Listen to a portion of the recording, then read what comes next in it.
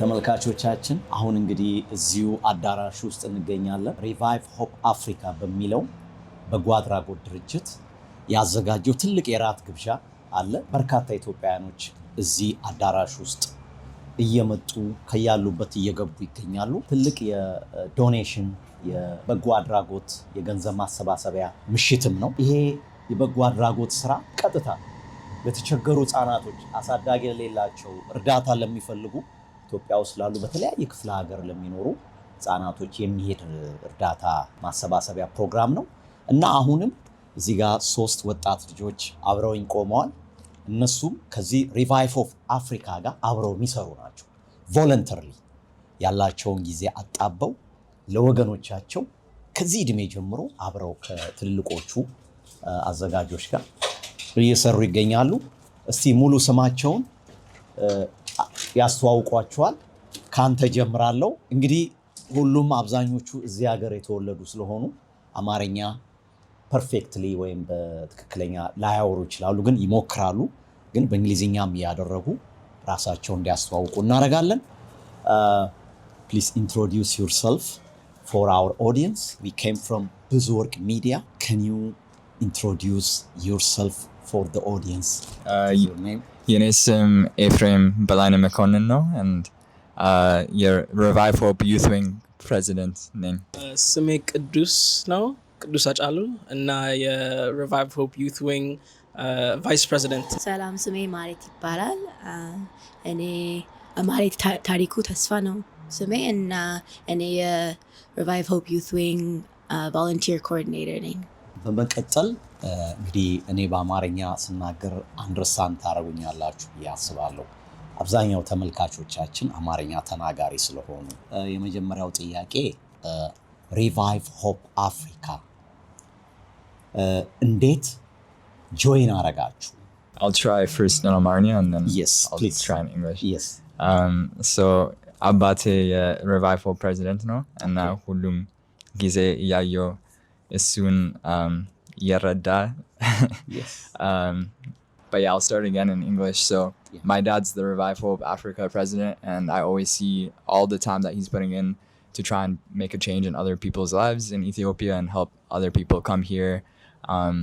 And I just got inspired by that, and I wanted to find a different way to help out as well. Okay. እኔ እዚህ የጀመርኩት ሌላ ቦታ ሌላ ሀገር ሄጄ ለትምህርት ቤት እና ሲጠይቁኝ ነበር ለማገዝ፣ ግን ብዙ ሰዓት ስለሌለኝ ማገዝ አልቻልኩም እና አሁን ስመለስ እሱም ጓደኛዬ ነው፣ ከልጅነት ነው ማውቀው እና እሱም ፕሬዚደንት ሲሆን እነሱም አንድ ላይ የኛ ማህበር ያለን አውቄ ሲነግሩኝ እሺ እኔም መርዳት እፈልጋለሁ ብዬ አሁን ገባው ከዛ በኋላ ዩት ዊንጉ የልጆቹ ቮለንቲር የሚያደርጉት በጣም ብዙ ሰው ስለነበር አንድ ላይ ሆነን ይሄው ተጀመረ እና እንደዛ ናይስ እኔም እንደነሱም ተመሳሳይ ነው ግን አባቴ የቦርድ ታሪኩ የሚባል አባቴ እሱ በቦርድ የሚሳተፍ ስለሆነ እሱም ስለሚሰራ እኔም እሱ ሳየው እንደሱ ለማድረግ ፈልጌ እንደነው ሰው ጓደኞቼም ስላሉ በዚህ አንድ ላይ ስናደርግ ጥሩ ነው ከልጅነት ጀምሮ ሌላ ሰው መርዳት መወድ በጣም ስለምወድ አሁንም እንደዛ ማድረግ ፈልጋለሁ Tell us about the Revive Hope Africa. What is their mission? So Revive Hope Africa's mission is to help kids in extreme child poverty in Ethiopia that are living in the countryside, some with like extreme poverty conditions where some of them don't have parents or some of them are living with a lot of siblings and they don't have the time or capacity to go to school because they're stuck at home doing chores. So we help by sponsoring children, giving them meals, giving them school supplies, sometimes solar panels so that they can work at home when there's like power outages. And then we also help those in Ethiopia and Eritrea refugees to help sponsor them come to Canada, and then we help them with settling in Canada here too. Revive Hope የሚሰራው ስራ ለልጆች በጣም ድሃ የሆኑት ካንትሪሳይድ የሚኖሩት ልጆች ያሉ እና የኛ ስራ ገንዘብ አግኝተን ለነሱ ለመስጠት በምግብ ገዝተን እዛ የትምህርት ቤት መጽሐፍ ምናምን እንደዛ አይነት ነገር ገዝተን ለነሱ ለመስጠት እና እሱ ነው the major thing what we do and like he said also someone sponsor ለማድረግ ወደዚህ እንዲመጡ እና education እዚህ እንዲያገኙ እንደዛ በዛ አይነት ስራ እንሰራለን ናይስ ብዙ ጥያቄ አላበዛም we don't have time ስለሌለን እንደው አጠር አድርገን ዛሬ እነዚህ የሪቫይቭ አፍሪካ ተብሎ ይሄ የምታዩት ከታች ፊት ለፊት የሚታየው ወገኖቻችን ህጻናቶች ትልቁ ባነር ነው ይሄ ትልቁ ሎጎ ነውና ከስር ዌብሳይት አለ እንግዲህ ይሄንን ኦርጋናይዜሽን ለመርዳት ዌብሳይት እየገባችሁ ዶኔሽን ማድረግ ማገዝ ትችላላችሁ እንግዲህ ሪቫይቭ ኦፍ አፍሪካን ወደፊት ኔክስት ጀነሬሽን ይረከባል ብለን ምናስባቸው ወጣቶች እነሱ ናቸውና ጥያቄን ጨርሻለሁ እንግዲህ በቀጣይ ሌላ ፕሮግራሞችን ወደ ውስጥ ገብተን ምናሳያችሁና በጣም አድርጌ አመሰግናለሁ Thank you very much. Thank you. ስሜ ታሪኩ ተስፋ ነው I'm board of director ውስጥ በሪቫይቭ ሆፕ አፍሪካ ውስጥ እየሰራው ነው ያለሁት ሪቫይቭ ሆፕ አፍሪካ ነው ከተቋቋመ አሁን ወደ 8 ዓመት ሊሆነው ነው እንግዲህ እንደምታዩት የሪቫይቭ ሆፕ አፍሪካ በኢትዮጵያ ውስጥ ላሉ ከ14 ዓመት በታች ለሆኑ ልጆች እየረዳን የምናስተምር ነው እንግዲህ ለእያንዳንዱ ልጅ ትምህርታቸውን የምግባቸውን ፕላስ ደግሞ እንዲሁም የዩኒፎርማቸውን በኢትዮጵያ ውስጥ በተለያየ ቦታ ወደ 650 የሚሆኑ ልጆች እናስተምራለን ቋሚነት እናስተምራለን በተጨማሪም ደግሞ በዚህ በሰሜኑ አካባቢ በአማራ ክልል አካባቢ ብዙም ስለተቋረጠ አሁን በደብረ ብርሃን አካባቢ ከ2000 በላይ የሚሆኑ ጊዜያዊ እርዳታ በምግብ በኩል እየረዳናቸው ነው የረዳናቸው ነው ነፍስ ወከፍ ይቆም አሁን እንግዲህ እንደገና ደግሞ እስቲ እንጀምራለን እዛ አካባቢ ያሉት ማለት ነው በጣም አድርጌ አመሰግናለሁ በመቀጠል ገና ወደ አዳራሽ ውስጥ ገብተን ብዙ ፕሮግራሞች አሉና መስከረም በቀለ ደግሞ እዚህ ውስጥ እንደሚገኝ ጭምጭምታ ሰምተናል ይገባል እስቲ እሱንም ደግሞ እናያለን ወደ በኋላ ጊዜ ከተገኘ ደግመን ልንገናኝ እንችላለን እስከዛው ግን በጣም አድርጌ አመሰግናለሁ እግዚአብሔር ይስጥልኝ ስለመጣችሁ በጣም አመሰግናለሁ እንደዚህ አይነት ቦታ ላይ ሚስት የሚገኘው ማለት የሚገኘው ለቁም ነገር ነው እንደዚህ አንድ ዘመጣ ወይምናል ይላል ስለዚህ ሲገርምሽ ካላችሁ ወደ ባዙ በተለይ ሴቶች ስትሄዱ ለየብቻ ይሉ ምክንያቱም 3-4 ናችሁ ከሄዳችሁ ለመጀንጀን ከባድ ነው ስለዚህ ያሉሻ ሴቶች ባዙ ስትሄዱ ለምንድን ነው 4 ምናምን ናችሁ ትሄዱ አንድ ሰው ወንድ ሊያናግራችሁ ሲመጣ ሀሎ ሲለት ሶስቱ አራቱ ናቸው ሀሎ ጅንጀናው ይቀርና ስብሰባ ያደርጋል። ስለዚህ እባካችሁ ዛሬ አታርሻ አዳምጭ የሚለው ዋና ፕሮግራም ላይ አንዳንድ ኪ ነገሮችን ዘይባል ሲንግል ሃውስ ሲንግሎች አላችሁ ነው አቤቶች ላይ አንድ ቸርች ነው Alright. How was the pandemic? Pandemic did not Pandemic was okay. DC ላይ በጣም ከባድ ነበረ። በጣም ብዙ ኃይለኛ ጊዜዎችን ያሳለፍነው ዲሲ። የሚገርማችሁ ነገር ትልቁ ነገር እንትን ያልኩት በፓንዳሚኩ ላይ ብዙ ሰዎች ቦልድ ሆነው ነበረ። ጸጉራቸው ተላይተው መላጣ ሆኑ። ምክንያቱም በቃ ይኸው እና አንድ ነገር ሪላይዝ ያደረኩት እኔ ቦልድ መሆን አልችልም። ለምን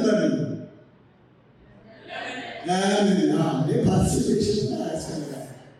ለካ እኔ ሀብታም ልጅ አይደለሁም። ኢትዮጵያ እኛ ሰፈር ስንወለድ አንድ ሴትዮ ናቸው ሰፈር ሁሉ ልጅ ያዋለዱት ወይዘሮ ጥልፌ ይባላሉ። የሀብታም ልጆች ኢትዮጵያ ሆስፒታል ውስጥ በሲሴክሽን ምናምን የተወለዱ ጭንቅላታቸው ሊጎልጎል ነው መላጣ ሆኑ ይችላሉ። አሁን ጊዜ አሪፍ እንትኖች አላችሁ። በጣም ጭንቅላታቸው አሪፍ ነው። እኛ ሰፈር ወይዘሮ ጥልፌ ሲያዋልዱ ለማለት ያው በእግራቸው ነጮ እያሉ የሚያስወጡ ጭንቅላታችን አንዳንድ ጊዜ ሰውነታችን ሁሉ እንደዚህ ሰባብሮ ወጥቶ እንደ መኪና ገጣጥሞ ሰው ያደርጉ እና ጭንቅላታችን አሪፍ ቦልዶች አይነት የሀብታም ልጆች ናችሁ ማለት ነው። ይመቻችሁ። ሌላው በጣም የሚገርማችሁ ነገር እኛ ዲሲ ውስጥ በጣም ከባድ ያስቸገረው ነገር በፓንዳሚክ ምንድን ነው? ቦርጭ ነው። ቦርጭ ተጫወተብን። አዶኖ እዚህ እናንተ ላላቅም በጥናት አድርገን ዲሲ ውስጥ 3 አይነት ቦርጭ አለ። አዶኖ ካናዳ ቤት እንደሆነ የመጀመሪያ ቦርጭ ዘልዛሌ ቦርጭ ነው የሚባለው። ዘልዛሌ ቦርጭ አብዛኛ ሰው ያለ ቦርጭ ነው። ፎቶ ስትነሱ ትመጡታላችሁ።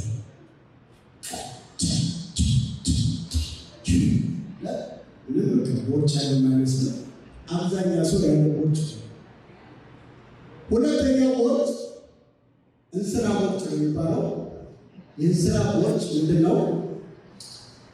የእንስራ ቦርጭ አንዳንድ ሰው የማይሆን አይነት ስፖርት ይሰራና ቦርጩን የባሰ እያጠነከረው ይመጣና በቃ ፎቶግራፍ ሲነሳ ሁሉ ለመጠት ሲሞክር አይኑ ብቻ ነው የሚፈጠው። ቦርጩ የትም አይደለም። እሱ እንስራ ቦርጭ ነው። የቦርጭ ስራችሁ ይሄ ወንዶች ብቻ ሊመለከት ነው። ሴት ልጅ ቦርጭ ኖር አለባት። ምክንያቱም ሴት ልጅ ቦርጭ ከሌላት ኩራት ታደርግ ማለት ነው። ሴት ልጅ አይታችሁ ትንሽ ቦርጭ ካላት ጠይቋት። ሴት ልጅ እንደዚህ አይነት ሴት ነው የሚያስፈልገው። ይሄ ሞዴል ታይፕ ላይ እንደዚህ ምናምን ትላው በኮንስትራ በፍሮዝን ፉድ ኮንስትራ ይዘን የምታስገድል በተለይ ሴት ልጅ አይታ ትንሽ ቦርጭ ኖሯት ጠጋ ስትላት ልክ ከኢትዮጵያ እንደመጣ ሻንጣ ቅመም ካለች ለእኔ ማስተዋወቂያ በቃ። ሶስተኛው ቦርጭ ወንድሜ ቦርጭ ይባላል። ወንድሜ ቦርጭ ስላልግራ ሊገባችሁ ይችላል። ምን ቦርጭ መሰላችሁ? ወንድሜ ቦርጭ አንድ ጓደኛዬ ለካ ቦርጭ እንዳለ አላውቅም። ምን እንደሚያደርግ ታውቃላችሁ? ከውስጥ ለካ ሌላ ጉታታው ላይ ሌላ ትልቅ ቀበቶ አድርጎ ሆዱን ያስባለካ። እኔ ደግሞ አላወኩኝ። አንድ ቀን ሳበር ላይ መጥቶ ሞቆት ሲያደርገው ቦርጩ ዝርግፍ ሲል እቃዬ አለመስሎኝ ወደ እሱ ወንድሜ ቦርጭ ይባላል። የዚህ ያለ እንጀራ ቦርጭ ያለታል ሲሳያችሁ በጣም ገራ ማለት ነው። ፕሮግራማችን ዛሬ መሰላችሁ እንዳልኳችሁ አሁን ራስ ከበላ በኋላ ነው ወደ ዋና ፕሮግራም ሄደው የዛሬ ፕሮግራም ለየት የሚያደርገው እናንተንም የሚያሳትፍ ፕሮግራም ነው የምታዩት። እንደሰማሁት እዚህ በጣም አርቲስቲክ በቃ ጥበብ ጠርቷቸው ስልክ ያልመለሱ ሰዎች ብዙ ተብያለሁና ከእናንተ ጋር የምንሰራው በጣም ደስ የሚል ጭውውት አለ። ሜክ ሹር ዩ ፓርቲሲፔት ገና አሜዚንግ ታይም እንዳልኳችሁ መጨረሻ ላይ ገና ፓርቲ የዲሲ ኤነርጂ ድርጅት የመጣሁት እንደሱ እናደርጋለን። ከራት በኋላ ተመልሼ እመጣና ወደ ሙሉ ፕሮግራማችን እንሄዳለን። አመሰግናለሁ። ይሄ እርዳታ ድርጅት እንግዲህ እነ ጋሽ በላይነህ ነግረውኛል ብዙ ነገር። ቅድምም ኢንተርቪው አድርጌያለሁ ከሳቸው ጋር። ወደፊት the next 2 years ለእናንተ ይሄንን በጎ አድራጎት ድርጅት ተረክባችሁ እናንተ እንድታስቀጥሉትም ፕላን አድርገዋልና ለዛ ዝግጁ ናችሁ? I'm prepared. I think I've been hearing this. Well, my dad's the president, so we always talk about this. So I guess over time, I've slowly been preparing myself, and I think I'm ready. And I think we can help take Revive Hope Africa to the next level together. Yeah, I think also I'm ready as well, and ሁላችንም we're getting ready.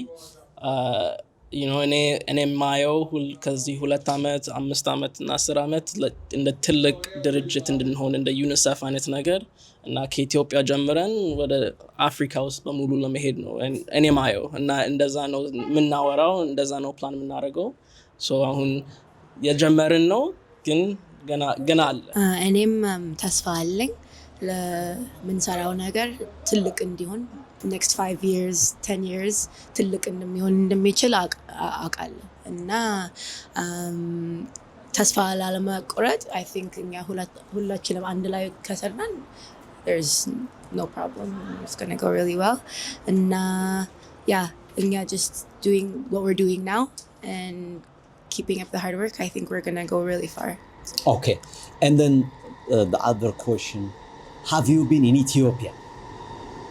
Both of you, this 3 of them? Yeah, እኔ ከ2 ዓመት በፊት ሄጄ ነበር፣ ብቻዬን ሄጄ ነበር። Okay. How did you see Ethiopia when you go there? Yeah, Ethiopia is home for us. It's home. We're the diaspora, but that's why we want to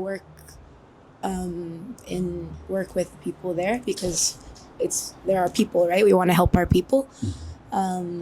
So yeah, it's home. Nice. Have you been Ethiopia? Yes, I have been. ሄጄ ነበር 5 ዓመት በፊት።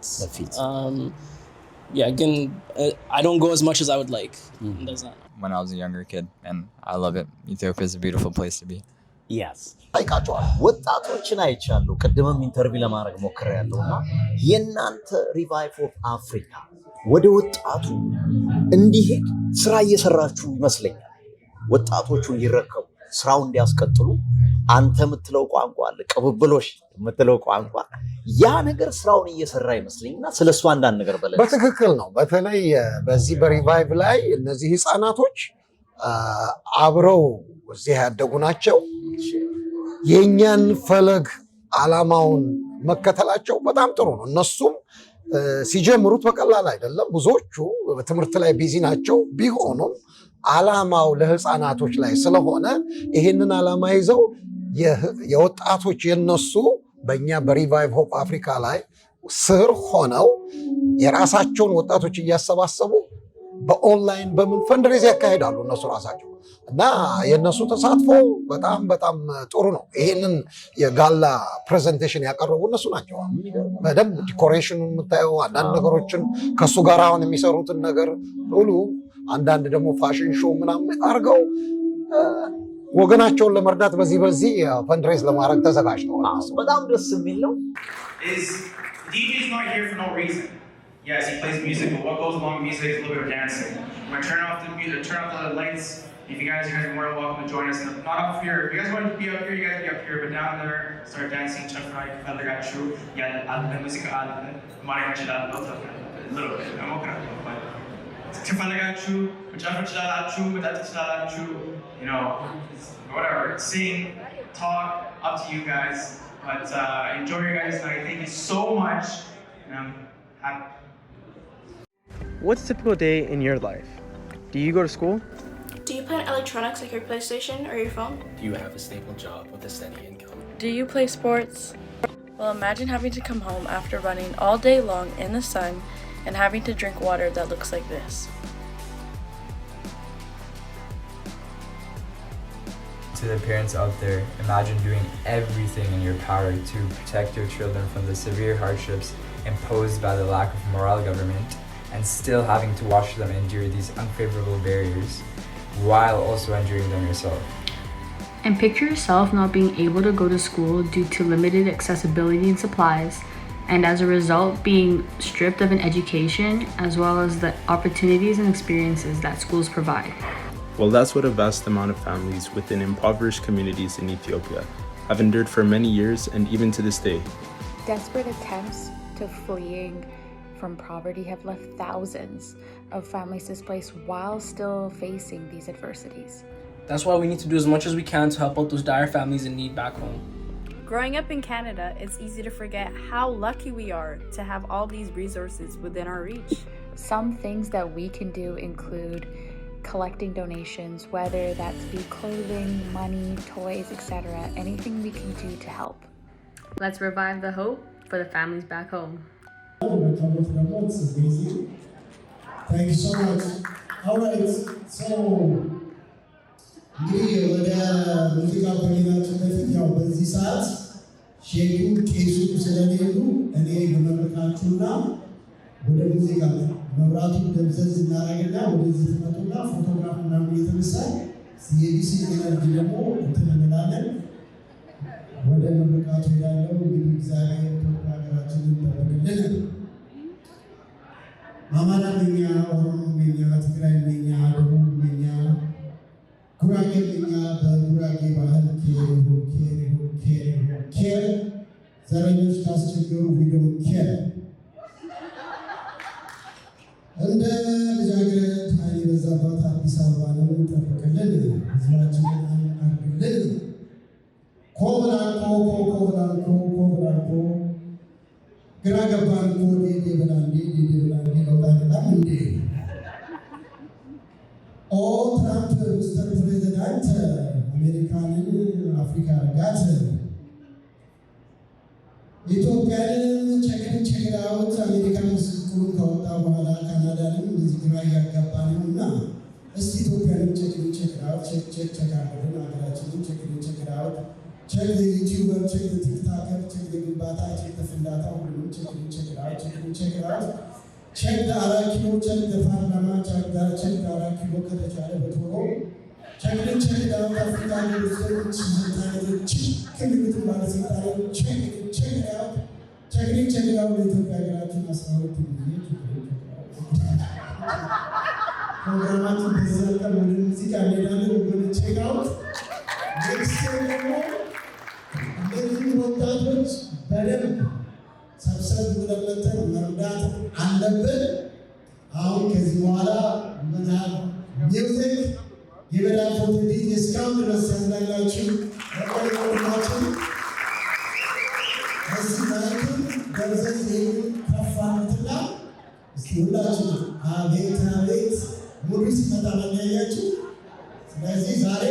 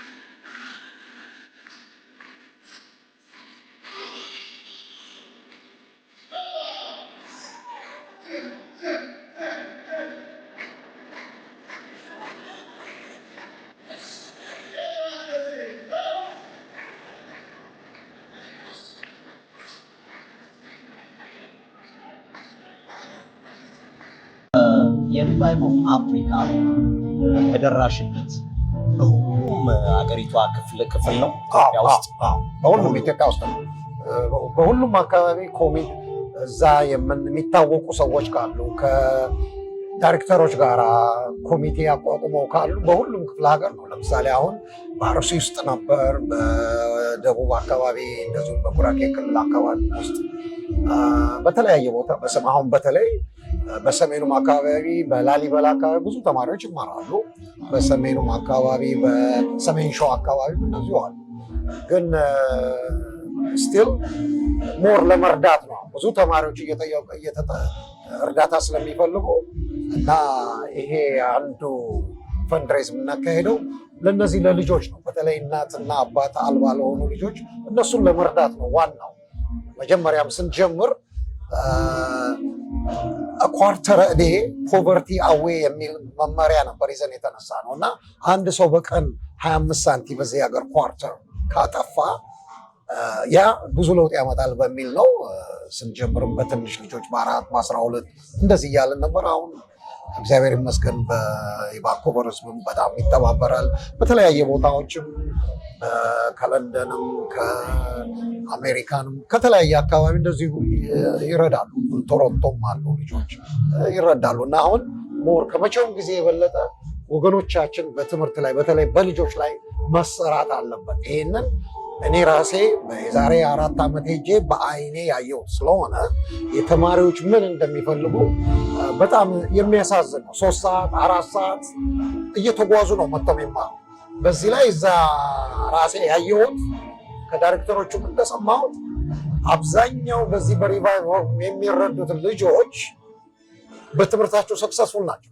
ከ1 እስከ 3 ነው የሚወጡት፣ አይቀሩም። 3 ሰዓት ሙሉ ተጉዘው መጥተው አይቀሩም ከትምህርት እና ይሄ በጣም ተመልሼ ከመጣሁ በኋላ በተለይ በጣም እነሱን ለመርዳት ብዙ ሰውም እያነጋገር ድርጅታችንም በጣም ብዙ ሰው እየተተባበረን ስለሆነ አሁንም በተለይ በዛሬው የመስከረም እዚህ መምጣት ለዚህ ፈንድሬዝ ጥሩ አጋጣሚ አግኝተናል።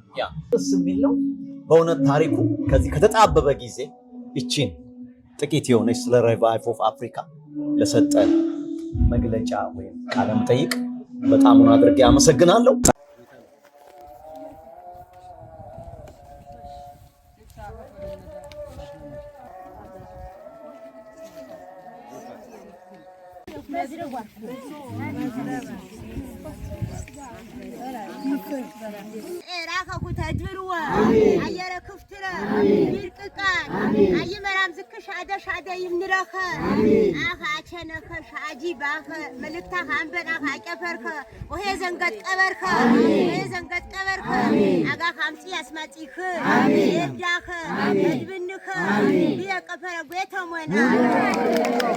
ለምን መጣሽ?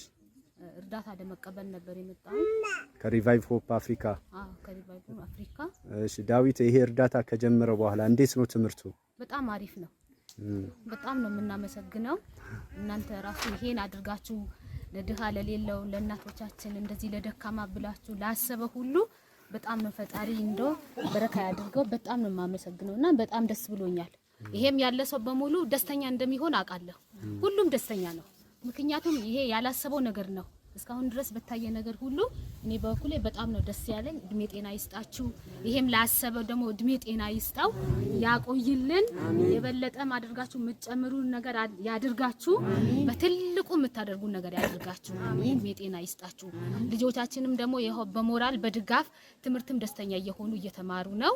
ያነሰውም የምትሞሉ ሰዎችም ያድርጋችሁ። ከኔ የጨመረ የጎደለው እሱ ይሙላበት። አመሰግናለሁ። ጤና ይስጥልኝ ተመልካቾቻችን። ዛሬ እንግዲህ በዚሁ በካናዳ ቫንኮቨር ብዙ ወርቅ ሚዲያ እዚህ ተገኝተናል። እዚህ የተገኘንበት ደግሞ ለትልቅ ዓላማና ለትልቅ ስራ ነው።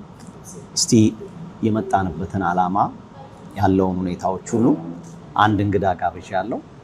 ይሄ እንግዳዬ ምንድነው የሚሰራው፣ ማን ነው የሚለውን በሙሉ ሙሉ ስሙን የሚያስተዋውቀን ይሆናል እና ቀጥታ ወደሱ ሄዳለሁ። ጤና ይስጥልኝ ብያለሁ። ጤና ይስጥልን ያሬድ። እሺ፣ እስቲ ሙሉ ስሞትን ቢያስተዋውቁን። እኔ በላይነህ መኮንን ወልደ መድህን እባላለሁ። የባለትዳርና የሁለት ልጆች አባት ነኝ። በቫንኩቨር ካናዳ በብሪቲሽ ኮሎምቢያ ነው የምኖረው።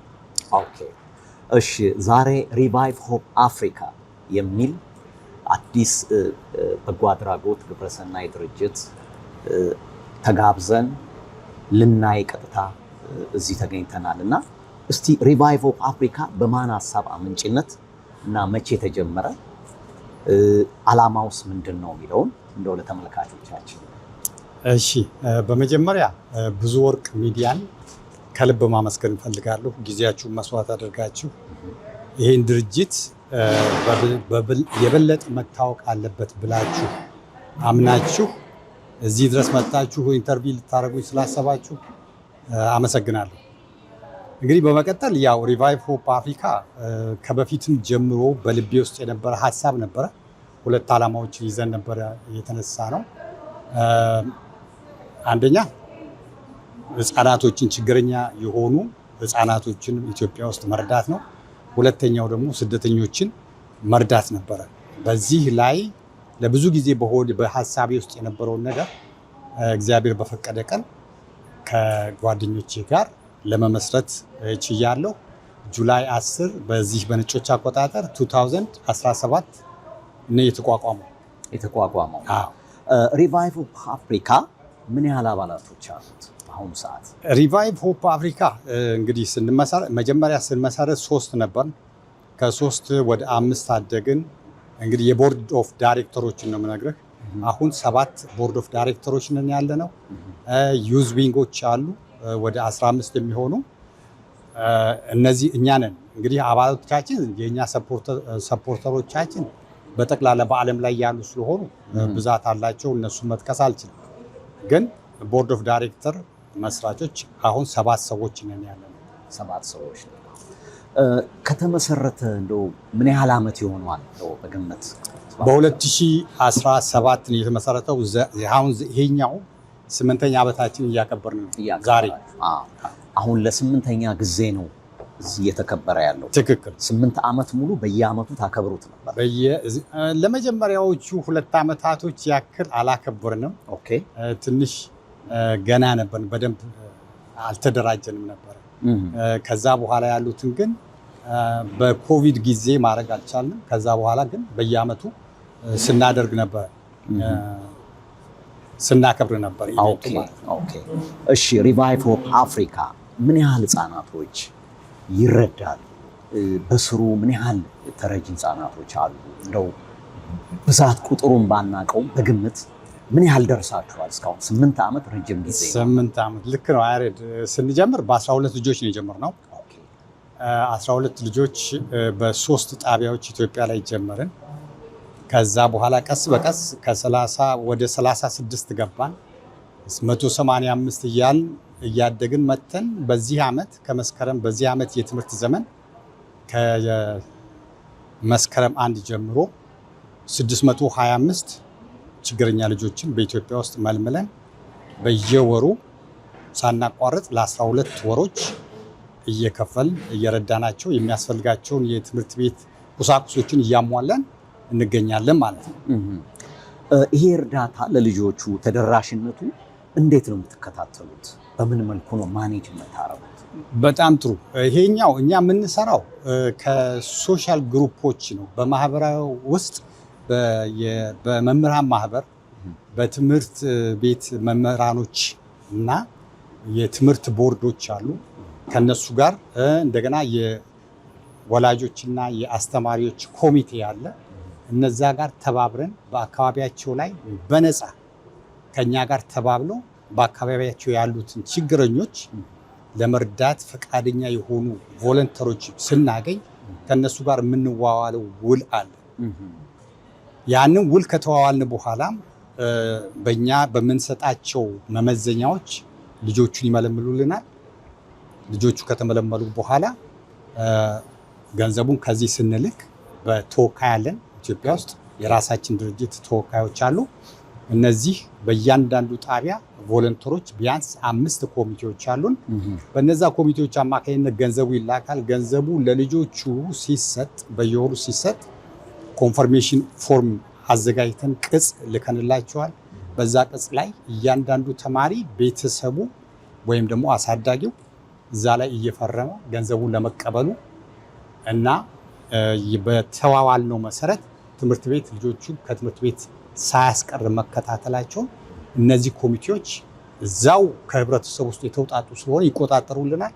ከትምህርት ቤት ካስቀሯቸው ወላጆቻቸው በእነሱ ልጆች ከዛ በኋላ እርዳታውን አያገኙም። ሌላ የድሃ ልጆች ተመርጠው በቦታው ይተካሉ ማለት ነው። ኦኬ፣ ገንዘቡ ቀጥታ ለወላጆች ነው የሚሰጠው በኮሚኒቲዎቹ አማካኝነት። ትክክል። ስለዚህ ኮሚቴዎቹ ይከታተላሉ። እዛ ያለው ልክ ነው። ጠንካራ ኮሚቴ ነው ያለው እዛ። በጣም ጠንካራ ኮሚቴዎች ናቸው። በፍላጎት ላይ የተመሰረተ በነፃ ለመስራት ፈቃደኛ የሆኑ እንትኖች ናቸው፣ ኮሚቴዎች ናቸው። እንግዲህ ይህ ድርጅት ሙሉ በሙሉ ከሃይማኖት፣ ከፖለቲካ፣ ከዘር፣ ከመንግስት ምንም ግንኙነት የለውም። ነፃ የሆነ እንቅስቃሴ የምናደርገው። በጣም አሪፍ።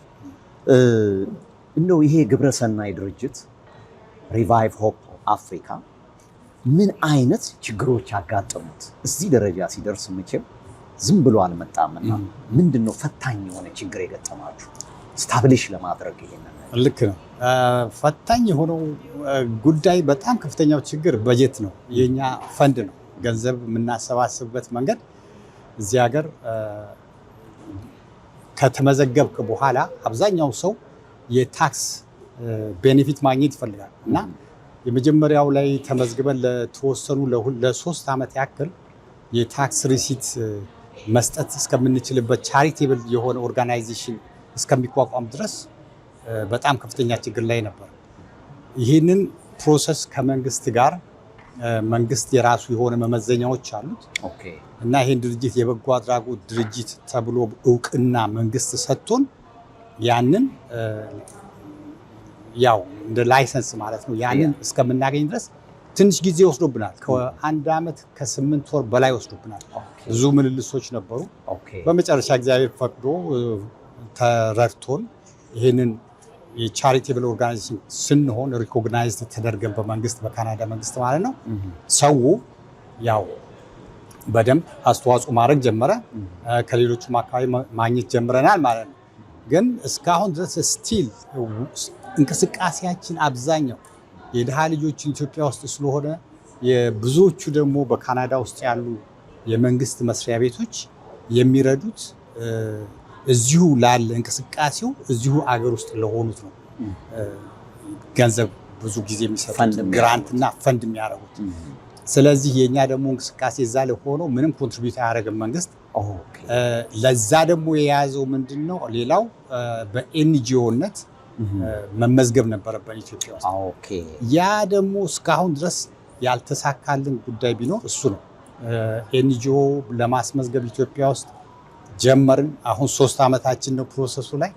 በጣም የሚገርመው እዚህ የነበሩት አምባሳደሮች ረድተውናል፣ በጣም ተባብረውናል። ግን ኢትዮጵያ የነበረው ፖስት ለተወሰነ ጊዜ ያንን ፍቃድ አቆሙ ተብሎ ነበር፣ ቆሙ ነበር። በመሃል ላይ ፖስት ተደርጎ ነበር። ከዛ በኋላ እንደገና አመልክቱ ተባልን። ያ ሲከፈት ስራችንን አይተው እንደገና እንድናመለክት ፈቀዱልን። አመለከት እንደገና ስንት ስራ ከሰራን በኋላ አሁንም እንደገና እነሱ ፖሊሲ ቀየሩ ማለት ነው። ፖሊሲ ሲቀየር ደግሞ በአዲሱ ፖሊሲ መሰረት መግባት አለበት ተባለ። እንግዲህ በአዲሱ ፖሊሲ መሰረት እንደገና ሰርተን ጨርሰን አሁን አስገብተን ክቡር አምባሳደሩም ኦቶዋ ያሉት የድጋፍ ወረቀት ጽፈውልን አሁን ጉዳዩ ያለው ኢትዮጵያ ነው ያለው። በቅርብ ጊዜ ውስጥ እናገኛለን የሚል ግምት አለኝ። አዎ እኛም እንደው በተመልካቾቻችን ስም መንግስትም የእናንተን በጎ ስራ ተመልክቶ አስቸኳይ የሆነ እገዛ አድርጎ በኤንጂኦ እንደምትመዘገቡ ተስፋ እናደርጋለን። እንደው ከዓላማችሁ አንዱ ሆፕ ኦፍ አፍሪካ የሚለው ሪቫይቭ ሆፕ አፍሪካ የሚለው ከዓላማው አንዱ ስደተኞችን መርዳት ነው ይላል። ስደተኞች ወደዚህ ታመጣላችሁ ወይንስ ባሉበት ብቻ ነው የምትረዱት? ስደተኞችን እዚህ በካናዳ መንግስት የፕራይቬት ስፖንሰርሺፕ ኦፍ ሪፊውጂስ ፕሮግራም አለ። ያንን እድል አብዛኛው የኛ ወገን አልተጠቀመበትም። አንደኛ ያን ያህልም አያውቀው። ለዚህ ጉዳይ ደግሞ እኛ ትንሽ ልምድ ነበረንና የሚያስፈልጉትንም ኮርሶችን ወስደን ስለነበረ በፊትም ራሴም ሲጀመርም ጀምሮ ስደተኛ ነበርኩ። በኬንያ ለ5 ዓመት ስደተኛ ነበርኩ። የስደትን ህይወት ስለማውቀው ሁሉ ጊዜ በአእምሮዬ ውስጥ ይሄንን መስራት ፈልግ ነበር፣ ስደተኞችን መርዳት ፈልግ ነበር እና ከጓደኞቼ ጋር ተነጋግሬ ይሄንን ፕሮግራም ጀመርን ማለት ነው። ይሄን ስንጀምር ምንድነው የምናደርገው? እዚህ ካሉ እህትና ዘመዶቻቸው ወገኖቻቸውን እህትና ወንድሞቻቸው በስደት ያሉትን ለማምጣት እየፈለጉ ግራ የገባቸው ሰዎች ነበሩ። ከነሱ ጋር እየተባበርን መንግስት በሚፈልገው መንገድ የሚያዝ ገንዘብ አለ። ያ ተይዞ ከዛ እኛ ስራውን እንሰራለን። ስደተኞችን ወደዚህ ሀገር መጥተው የራሳቸውን ህይወት መምራት የሚችሉበትን መንገድ ከመንግስት ከኢሚግሬሽን ጋር እየሰራን ትንላለን ማለት ነው። ተጨማሪ ስራ ነው ይሄ በበጎ ፈቃደኝነት ሙሉ በሙሉ የምንሰራው በነፃ የምናገለግለው ስራ ነው። እስካሁን ድረስ 170 የሚሆኑ ስደተኞችን ስፖንሰር አድርገናል። ከ170ዎች ውስጥ 62 ስደተኞች እዚህ ደርሰዋል። እነዛ 62ቱ ስደተኞች በየወሩ የሚያስፈልጋቸውን ገንዘብ እየሰጠን የሚያስፈልጋቸውን ኢንፎርሜሽን እየሰጠን የቤት ምናምን የመሳሰሉ ጉዳዮችን እያላመድናቸው ከሀገር ውስጥ በደስታ እየኖሩ ይገኛሉ ማለት ነው። በጣም ደስ ይላል። እንደው ለመሆኑ ከየት ከተማ ከየት አገር አምጥታችኋል? ለምሳሌ ፕሮባብሊ አብዛኛው አፍሪካ ውስጥ ነው ብዬ ገምታለሁና ከየት አገር ነው እንደው? እስካሁን ድረስ እንግዲህ ከኬንያ፣ ከኢትዮጵያ